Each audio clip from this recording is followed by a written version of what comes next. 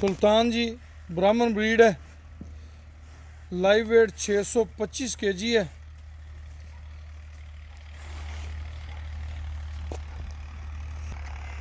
छः सौ 25 kg live wait है। फ्रेश 2 दांत हुआ है जी अल्हम्दुलिल्लाह। नेक्स्ट कुर्बानी के लिए भी आप इसको रख सकते हैं। नेक्स्ट कुर्बानी पे बनने वाला बछड़ा है। आउटस्टैंडिंग 625 kg जो है इसका लाइव वेट है जी। सुल्तान इसका नाम है।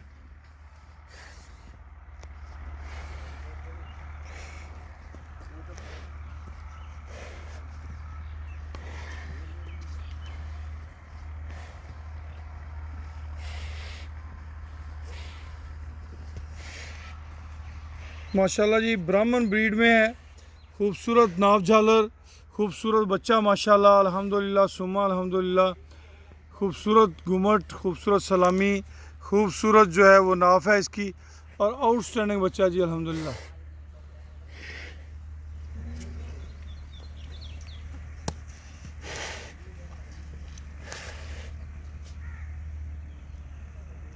नसीबों वाले ही लेंगे जी, जिनके नसीब में हुआ वही ख़रीदेंगे इनको। अल्लाह पाक सब दोस्तों को इज़्ज़तों और बरकतों से नवाजें। खुश रहें, आबाद रहें। अल्लाह पाक आप सबका हामी नासर हो जी। माशाल्लाह, जज़ाकल्लाह खैर जी, वासन अल जज़ा।